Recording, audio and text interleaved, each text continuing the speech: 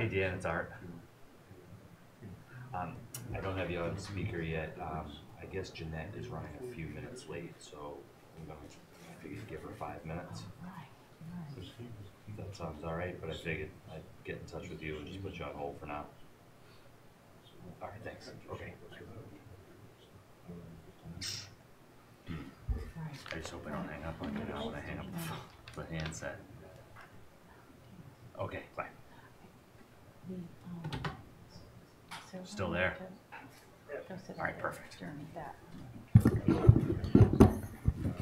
Is it time to level? This she is. When it comes to that issue. Oh. Huh. Tom, was there an opening statement? We got Jeanette.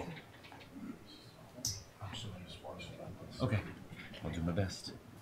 It's simply just a rules of how it works. Summary, the public has time. Thank you.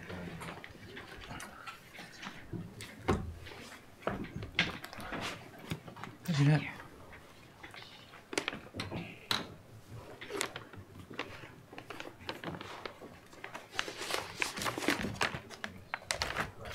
Greasy. Over there through that. Hmm?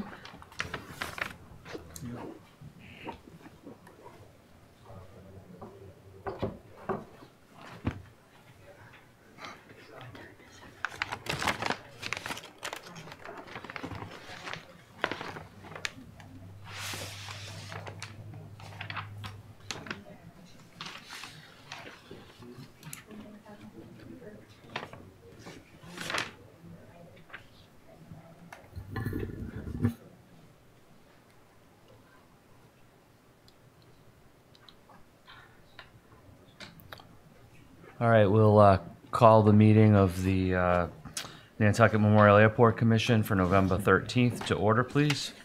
I have a couple of announcements.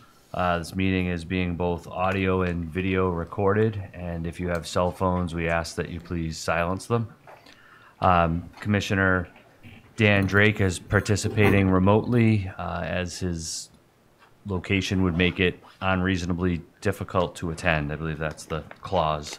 And as such, he's on speakerphone, and all votes tonight will be taken by roll call. With that, we will review and approve the published agenda. Are there any questions or comments or concerns with the agenda distributed? Oh. Hearing none, we'll consider that adopted. We have the minutes from the October 9th meeting, which were distributed. Are there any questions, comments, or concerns on the October 9th minutes? No. Hearing none, we'll consider those unanimously adopted.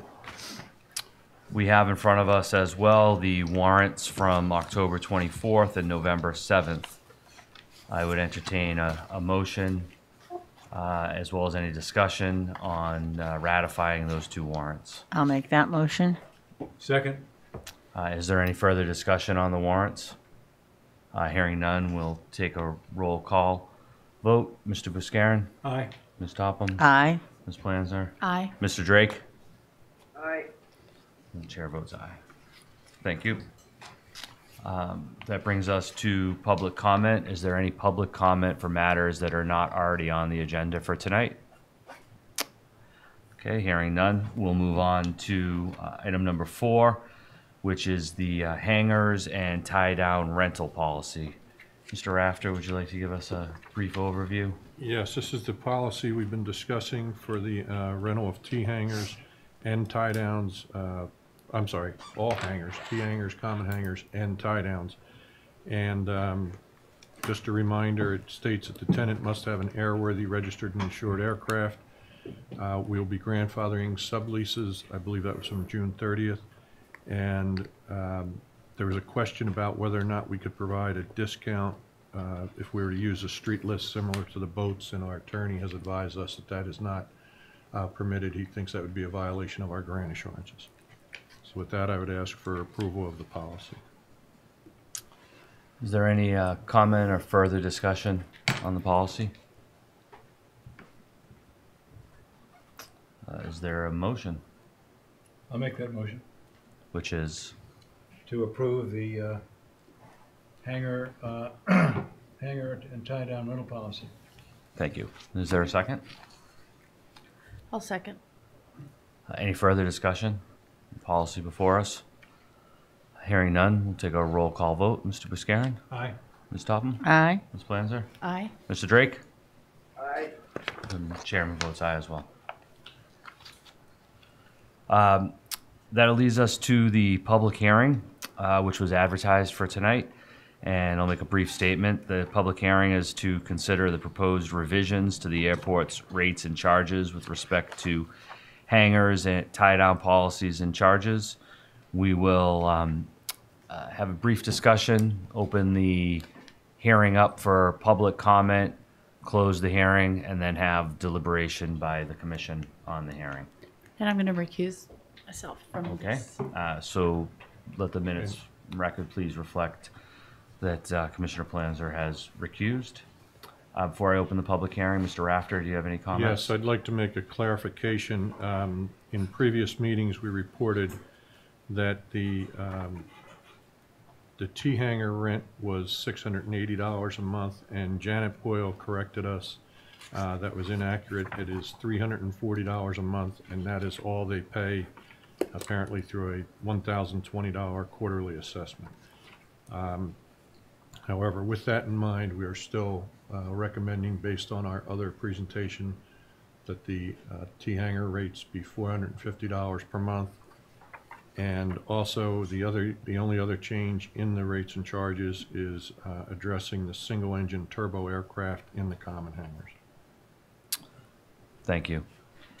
I will make the additional comment that the airport has recently undergone a extensive rates and charges study, and as such, we will be revisiting the overall rates and charges in the first quarter of 2019. Tonight's focus is on the portions that Mr. Rafter just mentioned, and which are highlighted in the prepared handout. And if anybody doesn't have that or needs additional information, please let us know. With that, we will open the public hearing for comments on the public comments on the rates and charges as proposed in the revision dated October 23rd, 2018. Is there anyone who would like to speak on this matter? Yes. Mr. Drapkin. Steve Drapkin, retired federal official and pilot. Just one clarification, and I may have missed it in the material. What is the policy for the two half hangars at each end of the T hangar? And what is your intention with those, both rate-wise and rental-wise? At this point, they will be airport property, and they'll be rented as additional space. We're considering right now, there's some airline equipment that may need storage, but the airport would take over the control of that. Thank you for that. And I think be aware that between hangar 13 and that half space, there's no wall. That was taken down Correct. at some point. Yeah. And I would assume that the rent would be like half of what the full hangar would be. I don't know off the top of my head, honestly, Steve. All right. Thank you. That's enough information for me. Thank you. Any further public comment? Yes, sir. We'll take the one in the back and then come down. Thank you.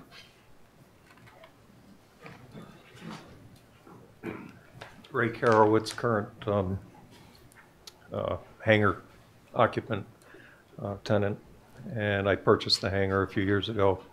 One thing that I think has not come up in the discussions for the rates and the basis that was presented with the non-aeronautical and fair market studies is the fact that most of the off-island comparisons, there has been an investment made by either an entrepreneur or an airport. So there's an investment that justifies the rates. This situation is different. The investment was made 30 years ago by the entrepreneurs. The airport has been getting lease payments for 30 years. All the insurances were covered. Now the entire asset is turned over to the airport for $1. The airport has no investment in this.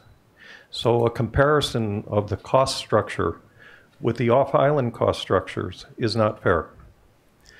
This rate of $450 is, in my opinion, and the opinion of most of my peers, is that it's exorbitant. And I'm proposing, we were paying $340, and that was a profitable enterprise. Now we're being asked to pay 40% more, forfeit our investment in the hangars, and I just don't see where this is ethical. So I'm proposing that, I know there's a waiting list for the common space, and that's at $300, the unheated hangar. I'm proposing that it should be more in that range, especially since we have to maintain the doors. That door is the only maintenance on the entire hangar. When we put together our nonprofit association, we had bylaws written up by a lawyer. We presented it to the airport manager, and we came up with all the costs and the insurance. We got insurance rates. We knew that the airport was going to charge us a higher lease than it was 10 years ago, because that was an extension to the 20-year lease. But we still, as a nonprofit, would cover the cost at $250 a month with a contingency fund for a roof. So I don't understand how $450, I do not buy the cost calculations that were presented at the meeting 2 months ago. There was fictitious information, and Tom thankfully has acknowledged that. And I think you're missing a lot, that there isn't an investment by the airport, so we're being treated unfairly. Thank you. Thank you. We'll go through and hear all the comments and then deliberate. Yes, sir. My name is Gus Larson, and I'm an aircraft owner and a tenant of the airport. And by way of disclosure, I'm also in the commercial real estate development and finance business. And although I have not seen the report relative to how you arrived at the $450 a foot, I kind of did my own analysis. And interesting enough, I heard Ray's number, and I was spot on with his number that he just delivered today. For clarification, I'm sorry? clarification, that is the what, 250? The 250, and bear with me, it's a very simple calculation. And considering that I don't think the airport pays taxes on anything, although I believe that taxes were paid by the current tenant, Aerodrome Nantucket.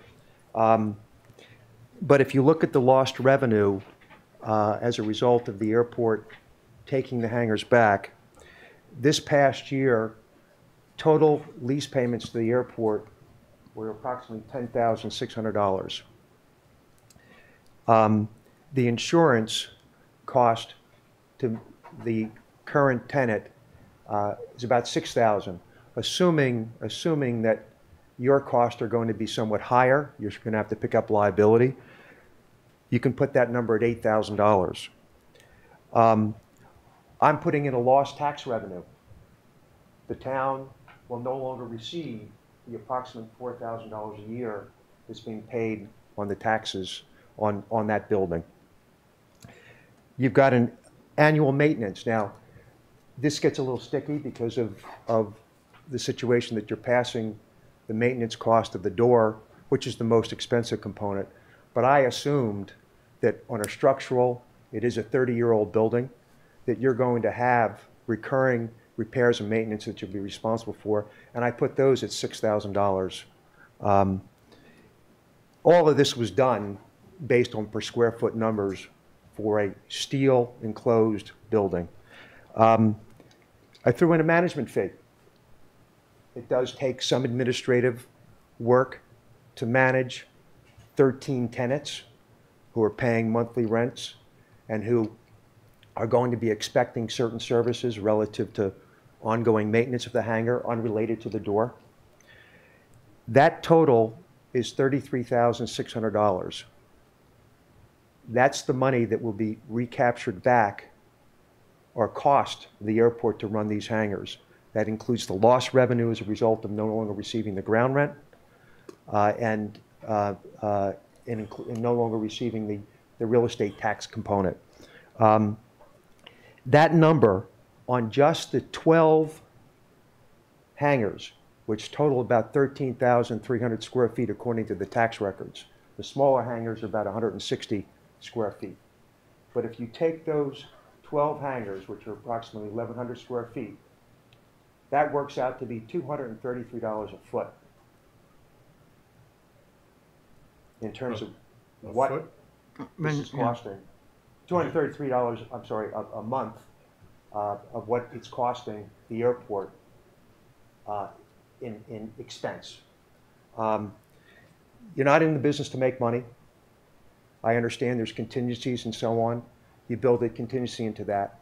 So we're not far off, Ray's not far off from that $250 a foot, assuming you're not in the business of making money at the end of the day. And the real catch-all here is really the maintenance of this door. Although I think you've received an engineering report. I have a hangar back in my home state.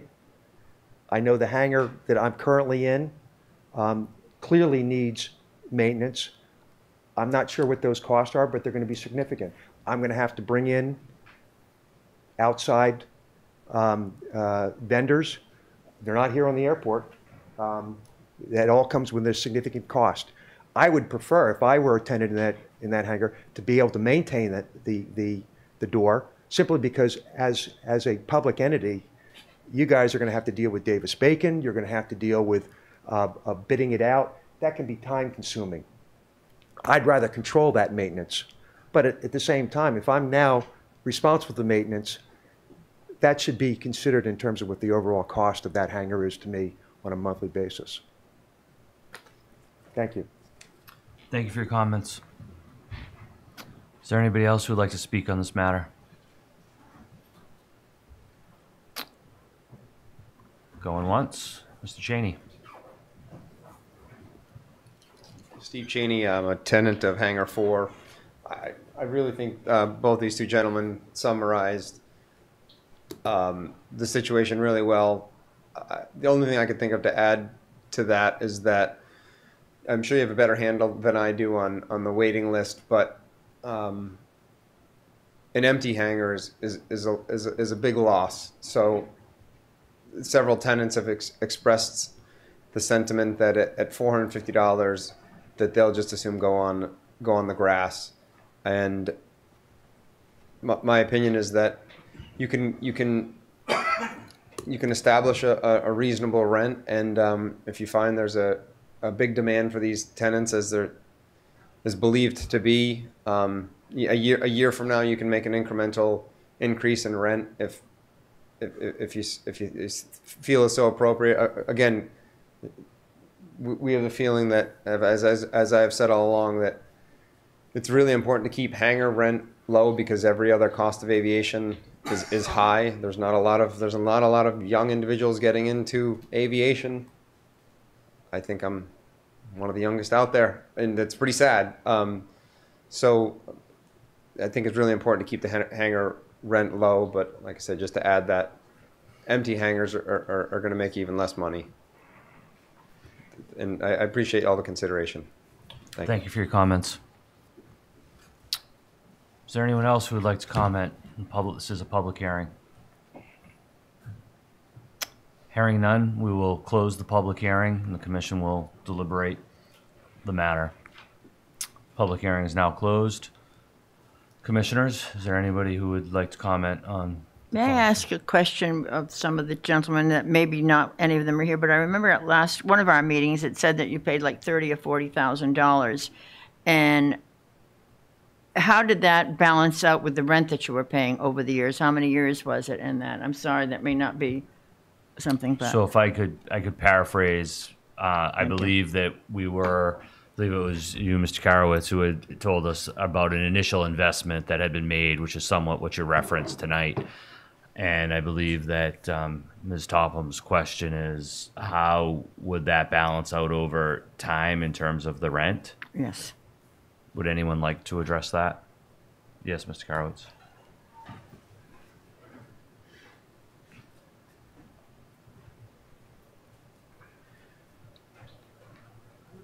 To clarify, all of the hangars over the years have changed ownership of the privilege to the rights to the hangar.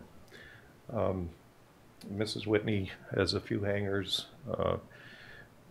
We all purchased, I purchased it from Bill McLevy, who had stopped flying because of his medical conditions and health and age. And I bought it from him. It was in the local paper for $35,000.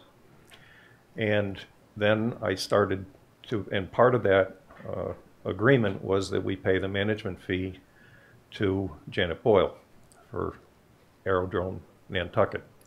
So that was an investment that I discussed with Tom Rafter before I made the investment and asked, how much of a risk is this that at the end of the 30-year lease, the airport is just going to say, okay, we're going to sell these hangars for $100,000.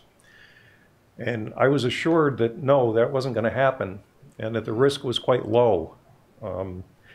And I was encouraged to set up and work with Dr. Bill Sherman and Steve Cheney and get all of the tenants together to form the association, nonprofit association, to keep the costs down, and we would have the right of first refusal to current tenants, knowing that the airport was going to take it over, but at least we would have some control. So there was no offsetting. My investment is gone, as was all of the tenant owners. They all paid for those hangars some amount of money up front. The management fee was the management fee, and we thought the management fee was high at $340 a month. It was $4,000 a year. So the net cost to me is approximately $21,000 a year for that hangar, because I lose my investment, and at $450, I'm going on the grass. I can't afford that. That's $6,000 a year. We were hoping when we made this investment, when my wife and I discussed it, and after being reassured by the airport manager that it would not go the way it is going, I made the investment. It was foolish. I would have been much better off staying on the grass until this happened and then trying to get into a hangar. Thank you. Thank you. Did that answer your question? It answered my question. I just was trying to balance it out as to, you know, if you had to put an initial $35,000 up, then you still were paying a management fee, and we're not asking for any money I'm up front. confused as to what a management fee is, what rent is, and what a common area maintenance fee is. Because I've heard three different terms. Well, I figured. 1 second, if I Have could, yet to be please. given any information that I've asked. Yes, yes, Mr. Drake. Do we know whether the original tenants of the T hangars under Ms. Boyle's lease made any upfront investment? Yes, I'm getting a lot of head nods, yes. Do we know how much it was? Is there anyone that would? It was $30,000. It was, we're told it was $30,000. I think $65,000. Another, The initial purchase back 30 years ago was $30,000. so the testimony that we received is one of 65, but that was for two? Say about 5 years ago. 5 years ago. I'm more interested in what people paid at the beginning and how that played out over the 30-year period. That's, yeah. While you're all talking, I'm gonna do a calculation, how much it came to a month. If I Yes, can also Mr. add Rafter. one more thing, Mr. Chairman. While this discussion is very beneficial, it's forgetting one thing that we brought in our presentation, and that is, this is just the cost of that facility. No pavement around it, no landing, no runways, no taxiways, no lighting, none of those things. So all the discussion I've heard tonight so far circles around the facility cost. And they're all pretty spot on. I think they're right. But as we presented in our presentation at the last meeting, yet no, the airport's not in the business of making money, but we're not in the business of being, of subsidizing things Of either. losing. So we have other costs associated too. Mr. Larson, did you still want to? If you're going to talk, I'm sorry, you'll have to go to the microphone. I just, Mr. Rafferty had asked the question about the differences between common area charges and management and those kinds of things. Common area charges, as the words describe, are inclusive of every expense incurred by the landlord in a particular transaction. That includes a management fee. So we're tossing terms around here.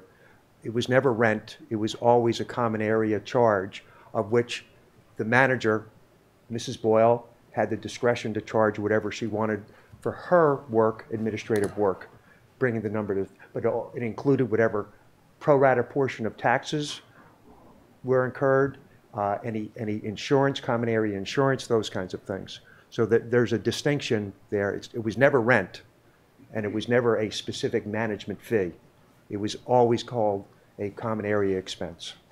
And for clarity, though, that was all encompassed in the 340, regardless of Yes, regardless of the label. It was 340. and It wasn't additional yeah, charges. The specifics were the portion, the pro rata portion of the rent that was being paid to the airport for the ground, insurance cost incurred by Aerodrome Nantucket, real estate taxes on the hangars, any maintenance that might be incurred that was taken care of by them, exclusive of what maintenance was being taken care of by the tenant, and any kind of management fee. But I think at the end of the day, she really didn't charge a significant management fee as it normally would be. I appreciate the information. Thank you. We'll bring it back to the commission.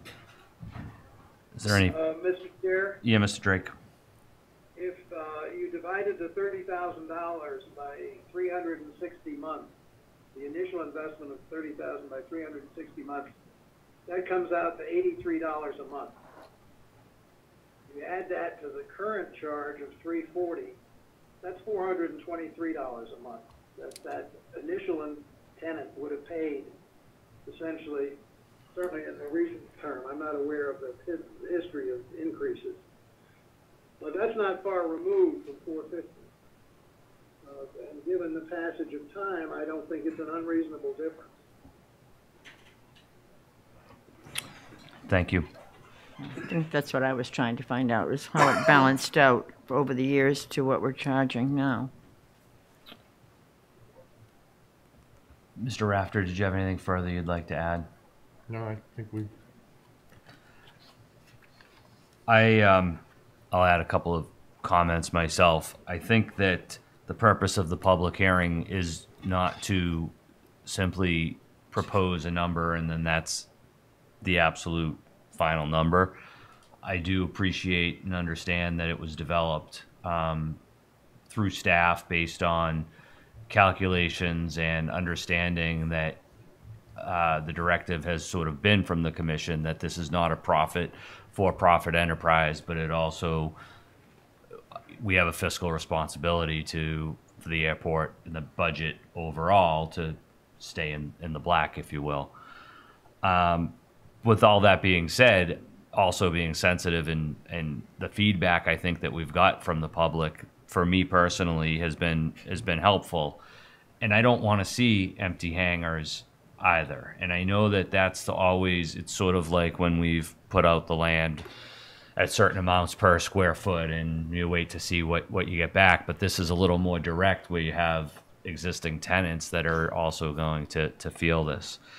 And my thinking before tonight had been the 450 based on the information from staff, as well as the information we previously were understood from the previous rent, that it would actually be a decrease. But now we do see that it is in fact an increase. And I, as one, would be willing to contemplate or consider discussion on some reduction from the 450 to a number that, perhaps is still an increase, from what's there. That's been the fee for a long time. But I'm certainly open to that. I did some math myself, if you will, at $400. That essentially is a reduction to the airport of $6,000 on an annual basis.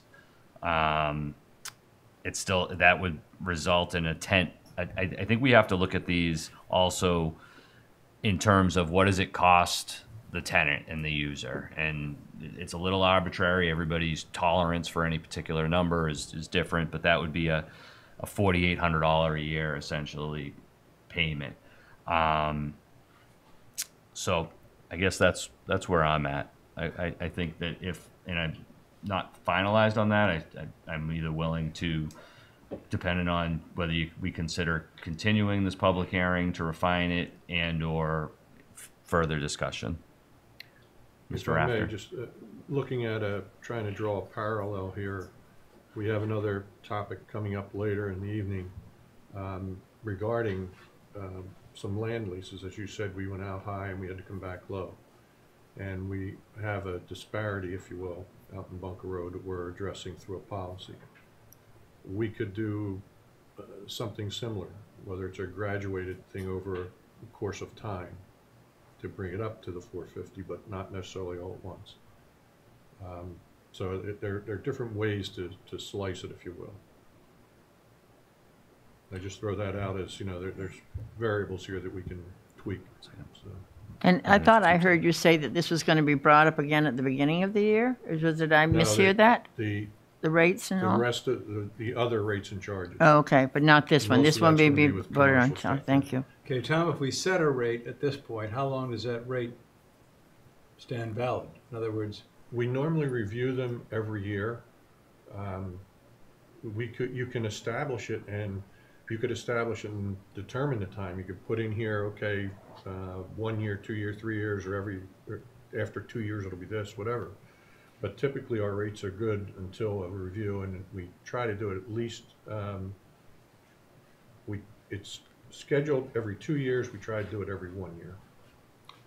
so if we set a rate tonight, we could revisit it in a year or 2 years, depending on what we decide to do. Yeah. Yeah. And again, it can be revisited as part of the overall rates that we're looking to do in the first quarter.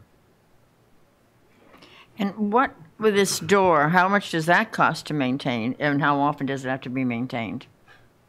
I can't answer those all. Uh. The only thing I know, and I forget who said it, Mr. Larson maybe, we explained why it's in their best interest that we don't do the doors. And you'll see tonight, we're having a challenge. We just today got a contract for some overhead doors that were blown in by the wind that we put out the bid twice, we couldn't get anybody, and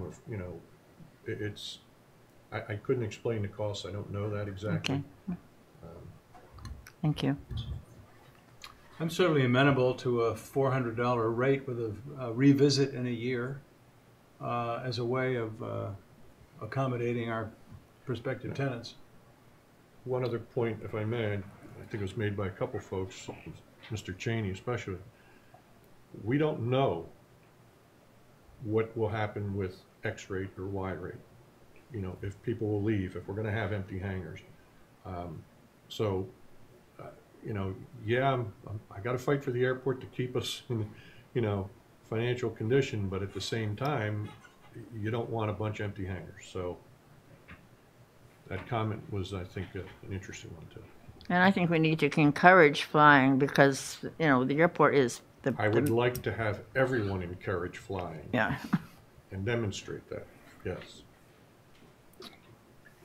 Is there a motion? Mr. Chair, Yeah, Mr. Drake. I hate to be a wet blanket on this, but we're talking about roughly a $1,300 a year increase over what is currently being paid in dollars. I thought I heard somebody allude to 5,000 earlier. One of the witnesses. But it's only it's $110 a month times 12, which is $1,320 a year. Again, given the fact that they've been paying essentially at least $423 a year, that's a $27 increase, which is about $300. I am, my own inclination, given our overall responsibility to the airport and the community, because there is a cost to us for this general aviation over and above the hangar. I'm inclined to stick with the 450. Okay.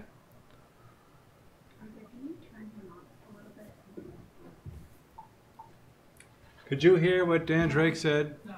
He said, I hate to be a wet blanket, but considering the other costs that the airport has associated with the hangar rentals, that he thinks we ought to stick with the 450 number.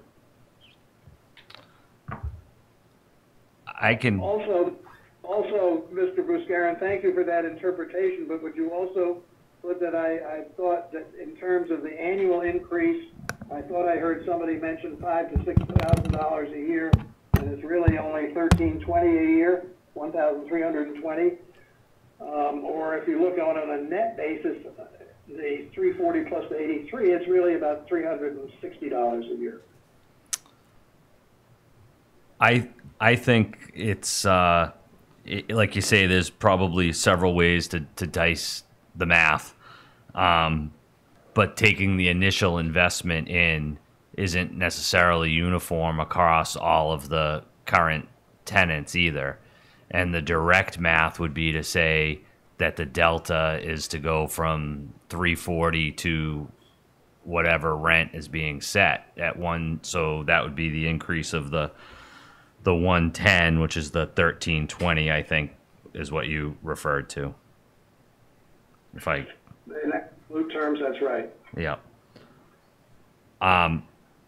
The two numbers that are or testimony that's sticking with me is the calculation that was done and concurred by manager after, that approximately the cost may be somewhere for just the facility, around the 250 range, and that now understanding our responsibility is a larger umbrella of the lights and the pavement, and Higher, a little higher than 250, but so where is the break even balance, and not wanting an empty hangar.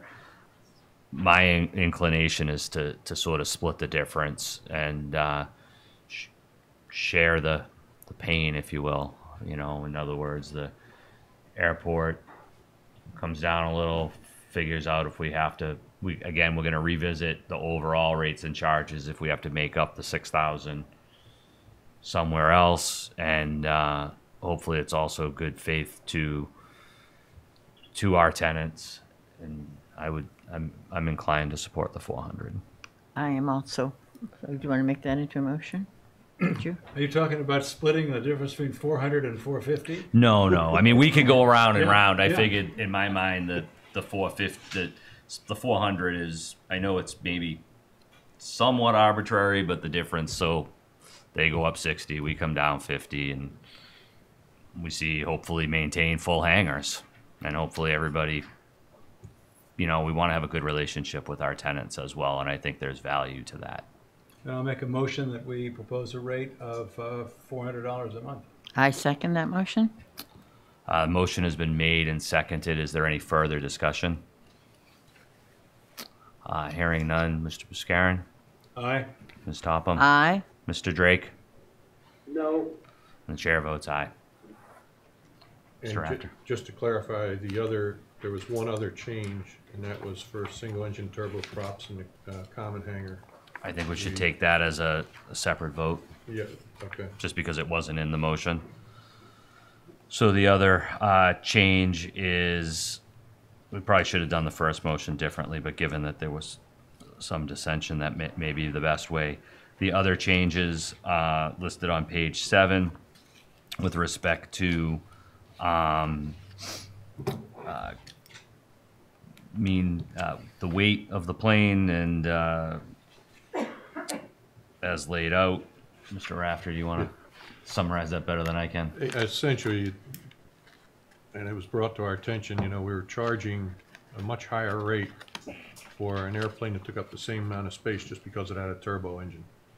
And so what we did is we just clarified that, and we put a weight category on it so that if it is a much heavier airplane, we have a different rate structure.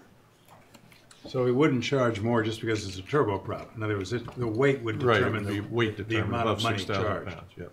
Yeah, I would make a motion to, And that's the way this was written in here. So I would make a motion that we adopt that recommendation, that the charge is based on weight, not on the type of power plant. yeah, as identified in the handout. Correct. Or the packet. Is there a second? Second. Is there any further discussion on the motion? Hearing none. Mr. Buscarin? Aye. Ms. Topham? Aye. Mr. Drake? Aye. Chair votes aye. Thank you all for your input.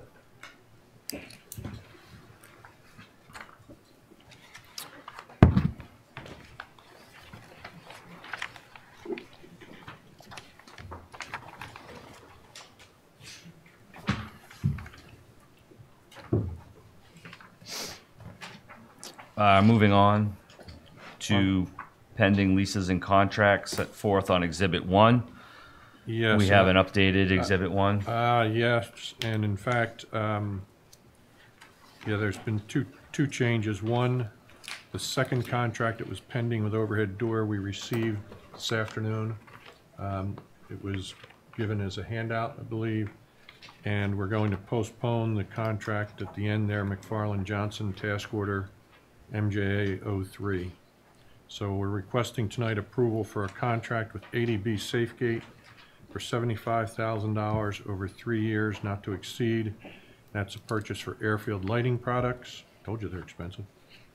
The second is the contract with Overhead Door of Southeastern Mass for $74,900, and that's to repair the ARF bay doors.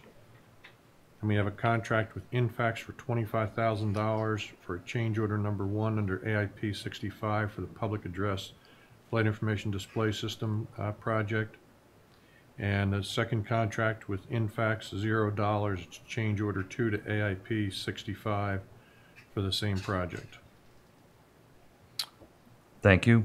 I would make one comment, which is that the reason for the postponement on the contract with McFarland Johnson is that we have posted and scheduled an environmental and energy subcommittee meeting for this Friday, and the subcommittee is going to spend a little bit more time on that proposed contract, which is on our agenda. So we felt that we should have recommendations from the subcommittee to the commission, or perhaps some refinement with the service provider prior to adoption.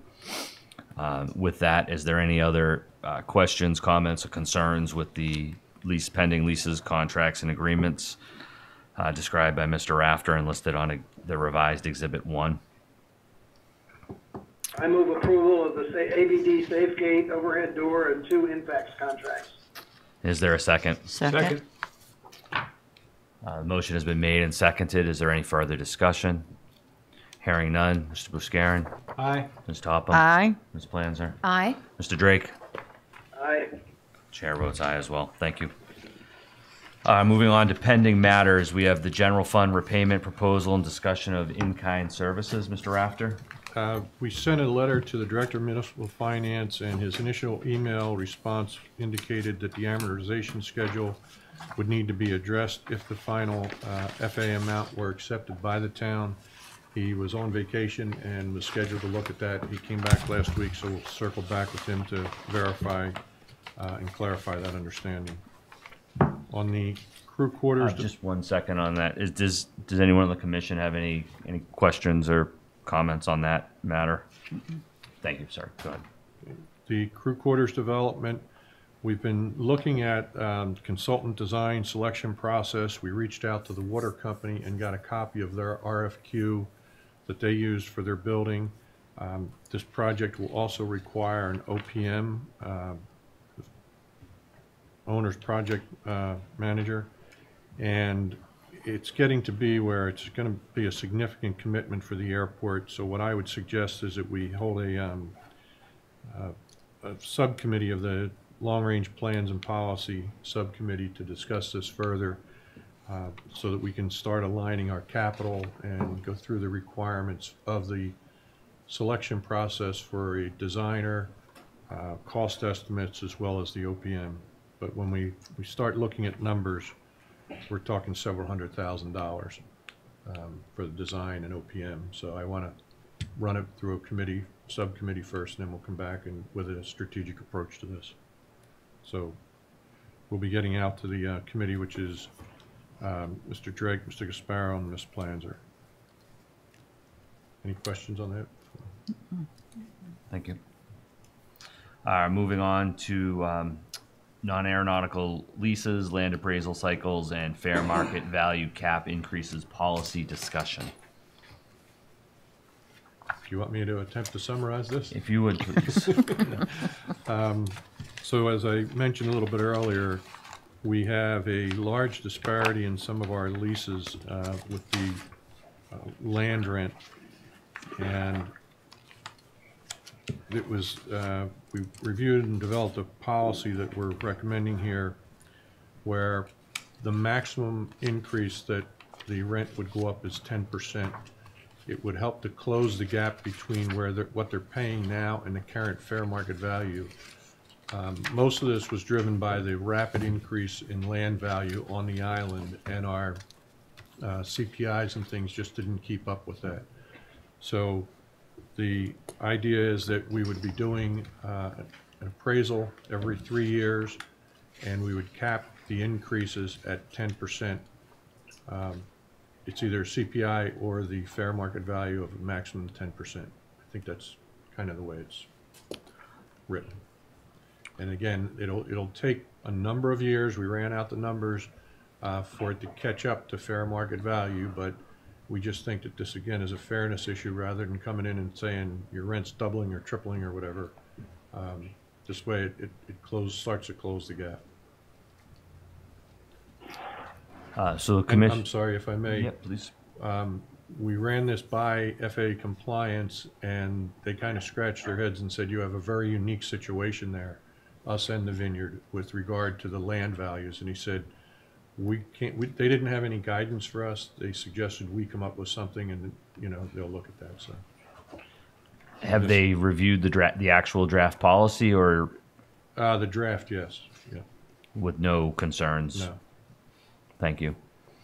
So the commission has discussed this in the past, and so tonight is for adoption. Is there any further discussion on the policy? Tom, what kind of, do we have anybody seeking to lease non-aeronautical land? Do you have any sense of the market today about that? Well, we have 5 new leases in the Bunker Road area, which are paying the fair market value. This is addressing a lot of the legacy leases that have been out there that are much lower. So we leased 5 parcels in Bunker Road.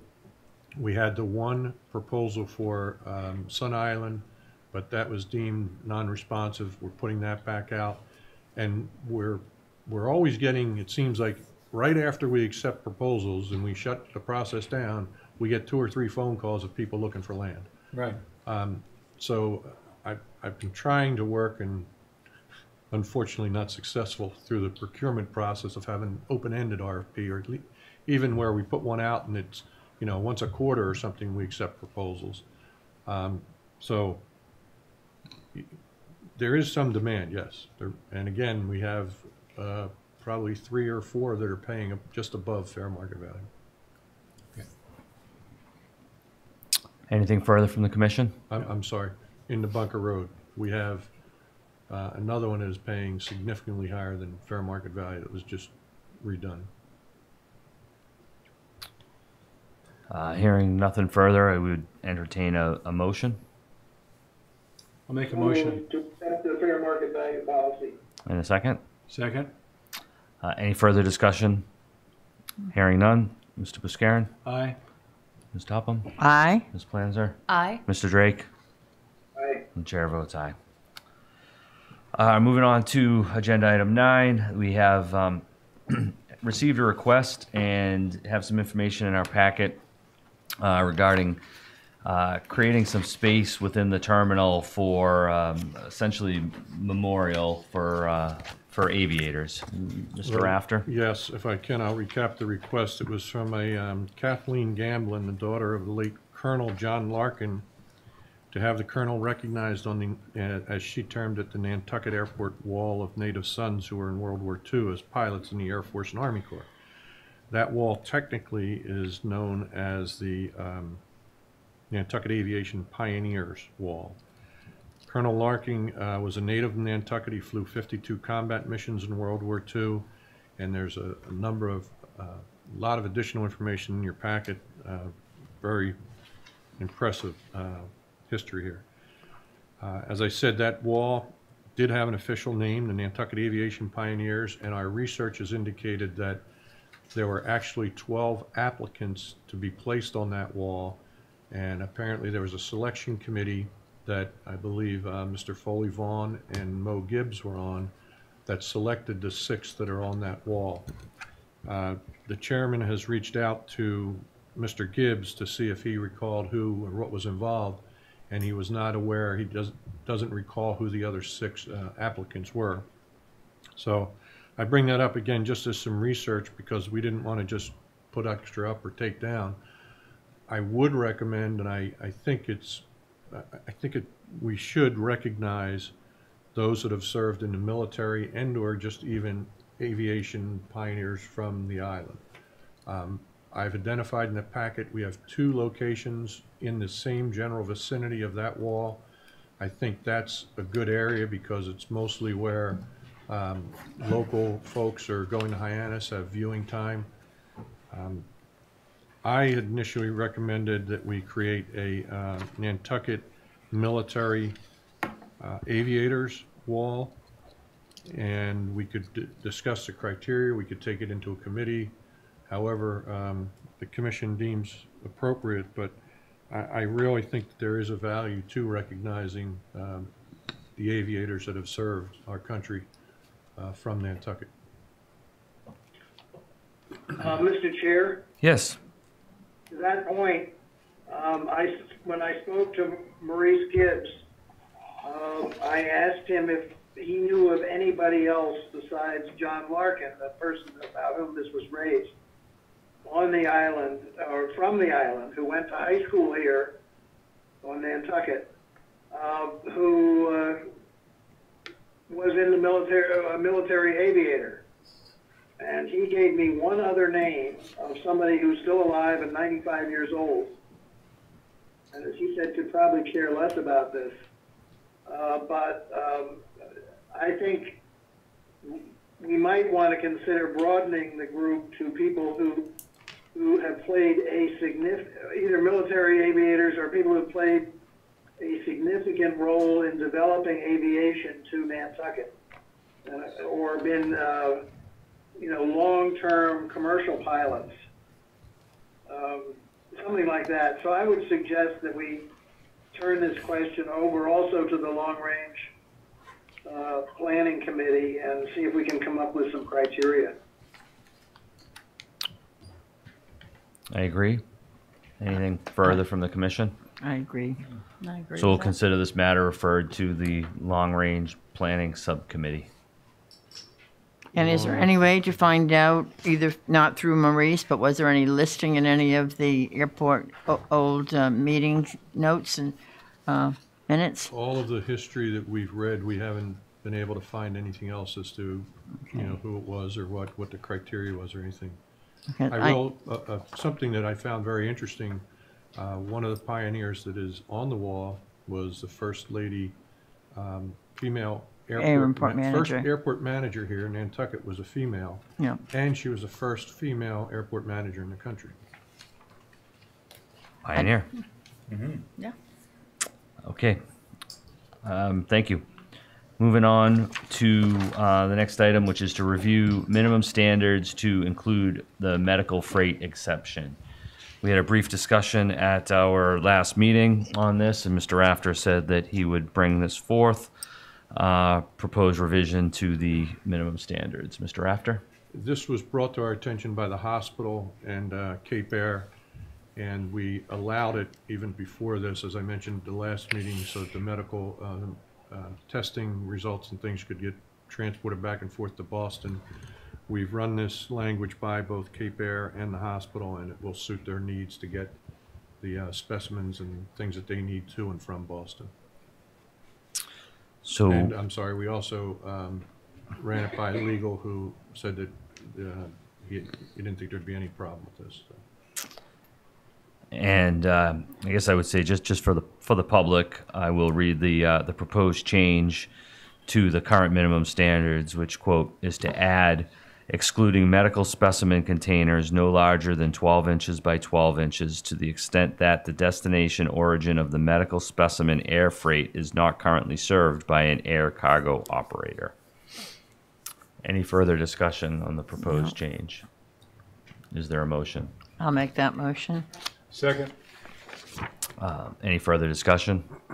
Hearing none. Mr. Buscarin? Aye. Ms. Toppin? Aye. Ms. Planzer? Aye. Mr. Drake? Aye. And the chair votes aye. Thank you. Finance. You have a number of items on finance, so I may occasionally look to my right-hand person here, Jamie, on this, but I'm going to try to get through it. The first quarter financial report is available, and I'll be presenting it to the select board tomorrow night. The revenues were up 18%. Expenses were also up 18%. Net earnings were up about $586,000 after transferring the retained earnings and PFC funds back out of and backing out the fuel surplus. There was a increase of about $156,000 above last year in the surplus. Retained earnings for last year were released, and they came in at $2,161,016. And combined with our surplus, that would bring our projected fund balances to about $4.3 million. Any questions on the first quarter report?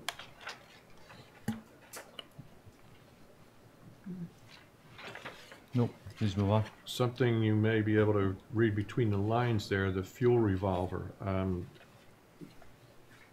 The fuel revolver has already, at the end of September, according to Munis, our jet fuel revenues have exceeded the $4 million cap by about $1.4 million.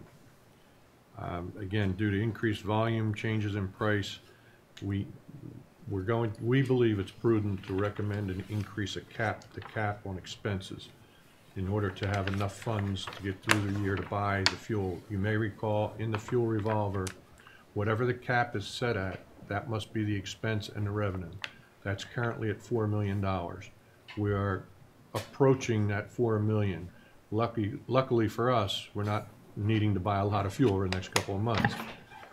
Jamie prepared a number of alternatives, did a fairly lengthy analysis, reviewed it with Brian Turbot, and the recommendation to the commission is to raise the cap to $5.2 million. The process for this is, in order to get this approved, it must go before the select board and the finance committee. If we were to reduce it, it would have to go to a town meeting. So I would like to ask the commission's approval to request raising the fuel revolver cap to $5.2 million.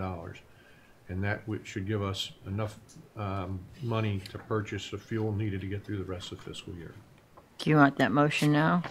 I would like that, yes. I'll make that motion. I'll second. Any further discussion? Hearing none. Mr. Buscarin? What's the effect of that, Tom? Say the price of fuel went high or way low. if it went way low, we end up with more in the revolver, which Right. means we still get the money, but there are some restrictions on it. We'd have to, in order to take it out of the revolver and use it for anything, we would have to go to a annual town meeting and request a transfer of the funds. On the other side, if it goes up, and this is where Jamie did the analysis, she looked at past years, the highest prices we've seen and things like that. If it went way up beyond everybody's expectation, which we've been pretty conservative with it, to our benefit, it could get to a point where we would need additional funds to pay for the fuel, which would require us to take it out of our operating, if in fact we had to, at the end of the year when we would need it, in the operating. So we've been up against, one year I recall we were up against it, right, you know, it always happens at the worst time. The end of our fiscal year is the end of June, which is right before 4th of July, so you're preparing and trying to load up on your fuel. And we were very close. We didn't actually have money, and they had to go transfer some around to get us the funds so that we could purchase enough fuel to have it in supply for 4th of July.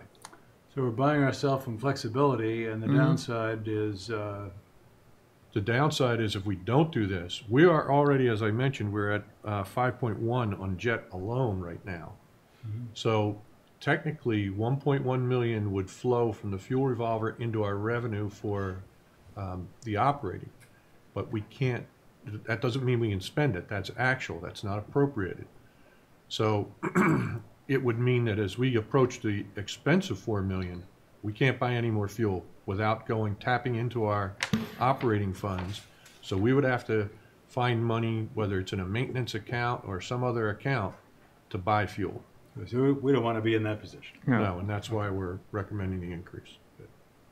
And I will say Brian Turbot is very conservative, and so is Jamie, and they're very accurate, so I will go with their recommendation. So we've had a motion, it's been seconded, I'm ready to vote. Okay, so Mr. Viscarin. I was wondering what you were doing, Tom. Ms. Topham. Yeah, aye. Ms. Blanzer. Aye. Mr. Drake. Mr. Drake. I, I vote aye as well. Thank you. Preliminary first draft of the fiscal Yeah, year 2020 budget. I wanted to put more caveats on that. It's the preliminary first rough, very, very rough budget. As you recall, we were requested to put this together another month early. Last year was a month before that, so this is the first rough draft, but I want to point out a few things that are very interesting. As you can see, there is no reliance on retained earnings, which is the first since I've been here. In fact, we went from subsidy to reliance on retained earnings, and so this is a very big goal. I'm hoping we can continue once we get to the final draft to keep it that way.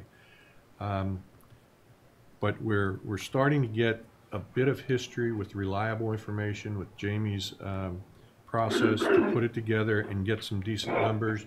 You'll see in the far right column, she has a number of comments based on prior year and history. Some of the highlights, though, the additional rent income is very significant in that we have new leases, and we are now allowed to put that in the budget. We were actually, we saw some of this revenue last year, but we could not budget for it until it was all actually income because of DOR regulations. And on the expense side, though, you will see a significant increase in maintenance and repairs, specifically with regard to airfield pavement. We have a lot of failing airfield pavement. In fact, one is at the T hangars, and we're getting estimates to repair that. We're actually prioritizing them. There's so many of them. Taxiway Echo is literally crumbling. We are putting in for money with the state to help with that until we get the full Taxiway Echo repairs or rehabilitation done. Are they using the right equipment or the right mixture of asphalt and all? It's a or- very complicated technical process, but so what we believe is happening, we're having failure from age in a lot of areas, but it's also due to the larger aircraft. We're also experiencing some failures in the very new stuff, the stuff that's only about a year and a half Well, old. that's was for my problem. And they're looking at solutions and working with FA on that. We believe in that case, the design was for the lower level of the size aircraft that we have, the critical design aircraft, when in fact the results we got from JetBlue, what they're actually carrying in weight and fuel and passengers, is on the high end. So we think that's what contributed to that failure. The other failures, though, are again due to age and large aircraft and number of airplanes. I'm going to get into it a little bit later, but just released today and you were handed out tonight, JetBlue has announced additional service to 2 more cities. So and they're also going to be going to larger airplanes in 2020. So the pavement's taking a beating. The corporate jets that come in are the G650s, the 7Xs, those type. We're starting to see a lot of wear and tear on our infrastructure. So we'll have the specifications to handle that, I'm hoping, for future. Yes, but again, in the past, it may have been strictly mill and overlay the pavement. This has to be full depth reconstruction, all new subbase, a thicker base course, as well as we're finding now some grading in about 2 acres that has to be accomplished to meet new standards. And that's part of the reason why taxiway Echo is so expensive. Thank you. So again, I just wanted to get this out for your review. At this point, we're showing a balanced budget with $400,000 being transferred from the PFC fund, which is normal to offset some of the debt cost. But again, this is still a work in progress. We have to turn it over to the town, and I have a meeting with the town manager in another couple weeks to go over this. So I just wanted to get it out there. If you have any questions, we'll be glad to take them tonight, or if you want to shoot us emails, however you want to work that. Certainly we'll Neither spend we, so that's a little more time on it.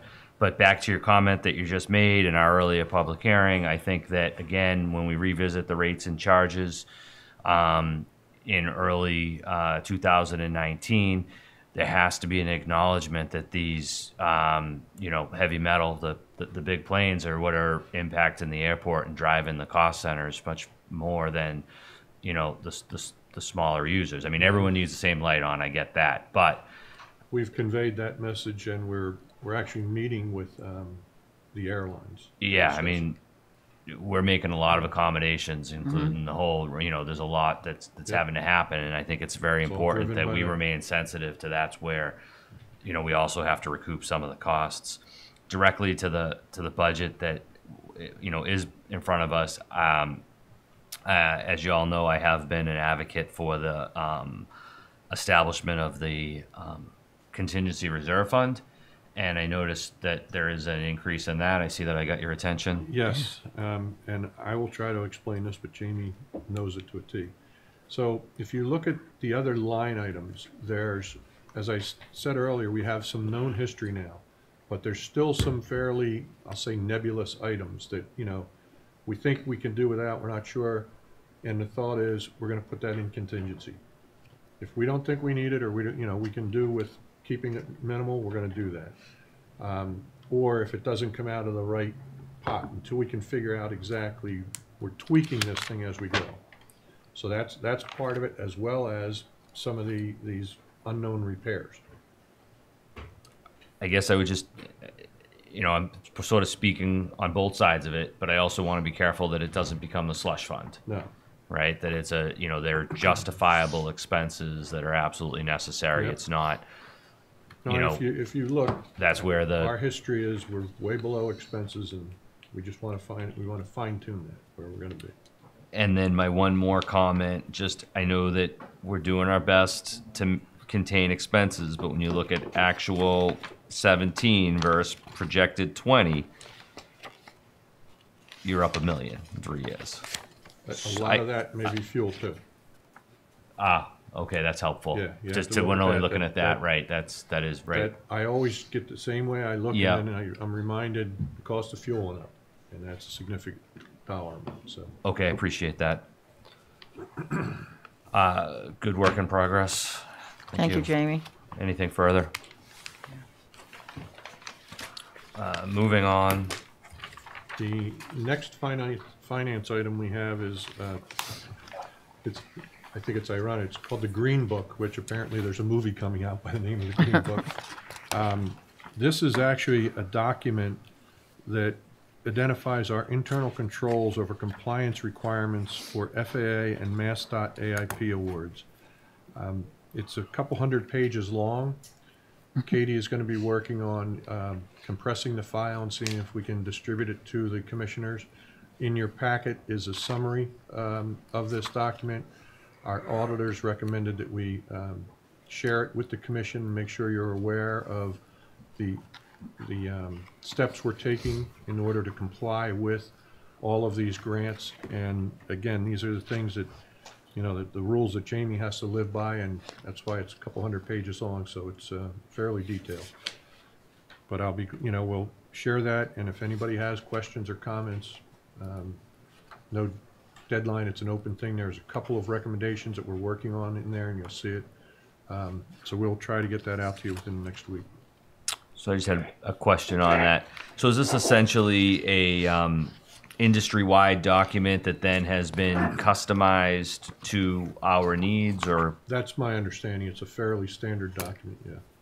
Thanks. That's where the title Green Book comes from. So. Anyone else have anything further on the Green Book? Manager's report. On the projects, we just addressed the closeout of the PA FIDS project. The North Apron I just mentioned we're experiencing some issues with, and we're going to be meeting with FAA to do that. We're still attempting to set up our CIP meeting with FAA. I have to laugh. We've gone through 3, 4, 5 different dates, and we're shooting for early December, and they will be meeting us in Hyannis. They said they will come down instead of Burlington, so we're working on that. The ALP update and geometry issue has been circulated out to the subject matter experts, and we're awaiting the final recommendations based on their comments. Taxiway echo and security upgrades, both were articles for consideration at SDM, but unfortunately due to the lack of a quorum were not passed. The security upgrades, we have selected an OPM, and we're working with the town and finance director to identify a means to fund the design effort so that we don't miss the FAA cycle for grants. And he's confident that we can work something out on that. On the taxiway echo, initially, and we're not sure, this may be delayed, but we're trying not to. Our consultant, McFarland Johnson, has come up with a creative idea and alternative that he's going to explore to see if we can get some money front-loaded from one of the grants to at least do the design effort. And again, keep that on a faster track. Even on that fast track, we're probably looking another 2 years before ECHO gets started. Completed. On the environmental assessment, EIS, the kickoff meeting was held last Monday. We looked at the scope, the schedule, and the work effort, and as we mentioned, that will be discussed at the environmental subcommittee meeting on Friday. On the RFP bids update, Sun Island Road, as I reported, we're going to be reissuing that. We did award, or we received 2 proposals on the OPM for the security project and have ranked and selected the top one to begin fee negotiations. The fuel supply RFP and fuel farm rehabilitation work will be, we're working to develop that to see if we can combine the 2. Bids for repair of the ARF building overhead doors, as I mentioned, was very challenging, and Katie worked quite diligently to get the contract done, and that's all fixed, thank God. We have an RFP being issued for the current UPS site, and we're working with Marine Home Center on an extension request and correcting some past deficiencies in their agreement. We'll be putting out a request for proposals for Truck 8, which is our old gas and diesel refueler. And I mentioned, I don't know, I have UPS on here twice. That's 143 Old South Road. On the it's out the bid? Okay, so that one's out. On the operation side of the house, on the freight, we discussed the exemption for the medical earlier. We've also worked with Cape Air and the newspaper for newspaper deliveries. We have a solution for that that's working. Noah and I met with the Assistant Federal Security Director from TSA on a number of issues, pre-check being one of them, peak hour staffing, and we're working to coordinate a meeting with the airlines in early December to begin the pre-planning aspect for next summer.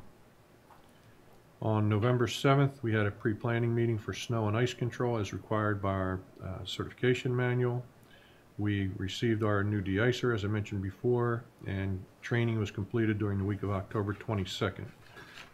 We held a tenant meeting on October 25th. It went very well. We have seen an increase in bird activity. It appears that there's a migration that has lasted longer than normal. We've had a few bird strikes.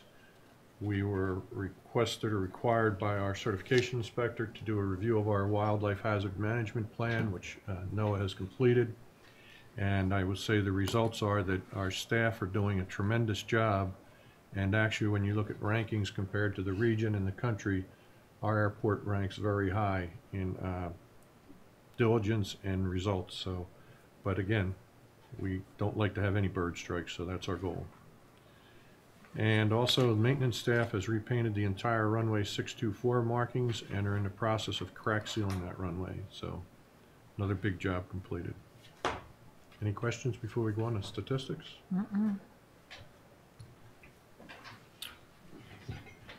Okay. Operations are down again, 4.8% for November, down year-to-date 16.17. General aviation operations were up 7.1%, and here's something interesting. The enplanements were up 16.4% over last September, which is significant, and 9.7 year-to-date. Cape Air saw an increase in enplanements. United carried 610 passengers this year, while they didn't operate in September of last year. Delta experienced a 38% decrease. JetBlue was up slightly by 7%, while Nantucket Air had a 4% increase. Tradewinds up 7%, Retrix up 25%, and American down 35% over last September. Again, percentages are a little misleading when we talk about a percentage on JetBlue. It sounds small at 7%, but it's a much larger volume aircraft.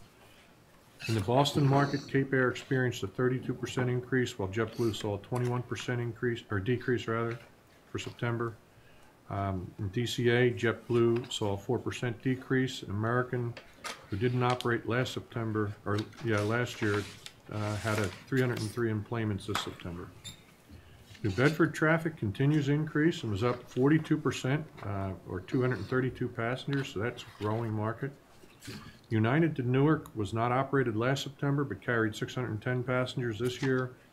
Cape Air's White Plains traffic was up 14% over last September. The Hyannis market for September was up 25%, or 377 passengers in total, with Cape Air up 181 passengers, Nantucket Air up 27 passengers, and Retrix up 169 passengers. JetBlue in the JFK market had a 16% increase, or 936 passengers. The LaGuardia market saw a decrease of 8 enplanements, 4% with American down 13%, Delta down 6 passengers, and Retrix carried 19 passengers on 6 flights. American's New Charlotte service flew once in September and carried 39 passengers. Vineyard traffic was down 29%, or 50 passengers. And as I mentioned a little bit earlier, we did receive notice, and you have a handout, that JetBlue announced today that they will be serving both LaGuardia and White Plains out of Nantucket next summer, and during their peak days will have 10 flights a day. That's a significant increase, and what is more telling is that the fact that they released it this early. Typically these don't come out until somewhere in the late first quarter, early second quarter. So that's a good sign, but an issue we're going to have to deal with. On the fuel side of the house, the Jet A gallons sold for September were up 28.5%. Year to date up 11.8%. For October, they were down 3.15%. Avgas in September was up 9.19 and up year-to-date 10.7. And for October, they're up 4%. Freight for September was up almost 13% over last September. And we've added some pie charts to show market share for freight and some other market share data in there. We'll work to try to include those if we can modify our programs. Noise complaints were down from 4 in September of last year to 3 this year, and a detailed report is included in the your handout. Thank you. If there's no questions on stats, I just have 1 or 2 other items, if I may, on personnel.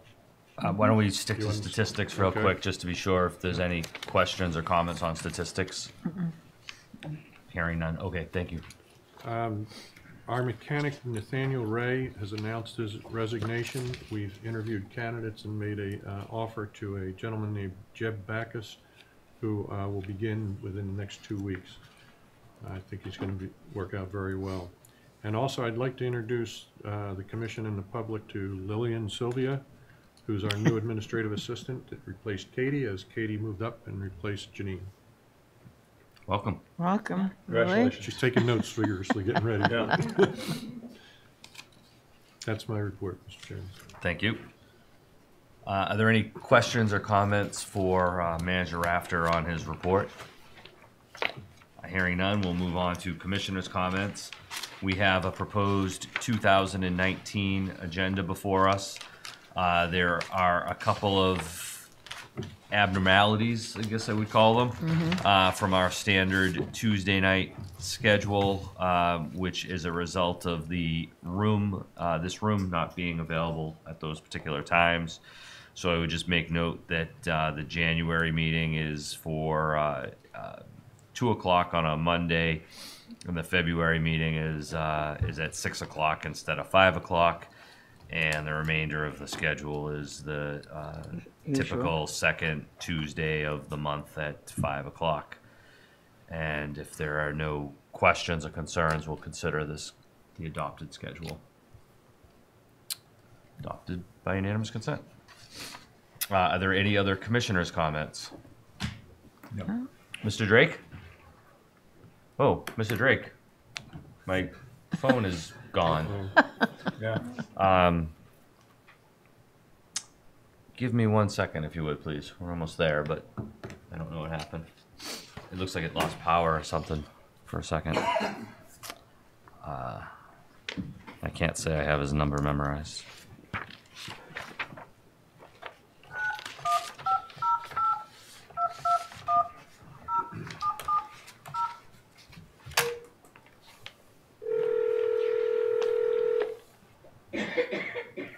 Sorry about that. Oh, yep. Sorry, we just realized that we didn't have you there. I wasn't sure how long. Did you hear Manager Rafter's report? Yes, I did. I lost you just when you said commissioner's comment. Oh, perfect. So we've adopted the 2019 schedule and went over the couple of changes. And with Great. that, we are at Commissioner's comment. Did you have anything you would like to add? No, thank you. Nor do I. At this time, is there any public comment for any items that weren't on the agenda? Hearing none, we will entertain a motion to convene an executive session per Mass General Law, Chapter 30A, Section 21A, for the items enumerated on the agenda to review the listed executive session minutes, for Clause 3 to discuss strategy with respect to pending litigation, with respect to the airport minimum standards, which in open session would have a detrimental effect on the litigation position of the commission, and to discuss strategy with respect to collective bargaining in respect to the airport's determination of light duty policy, again, in which an open session may have a detrimental effect on the bargaining position of the airport commission, not to reconvene in open session. Is there such a motion? I'll make that motion. I'll second. Motion has been made and seconded. Mr. Buscarin, how do you vote? Aye. Ms. Topham? Aye. Ms. Planzer? Aye. Mr. Drake? Aye. And the chair votes aye. Thank you all very much. All right, get signed in and we'll be back with you in a few minutes, Dan. Okay, I'm here. Or do you want to call me back? Whatever you prefer. How's our stack look? I'll call you back. Okay.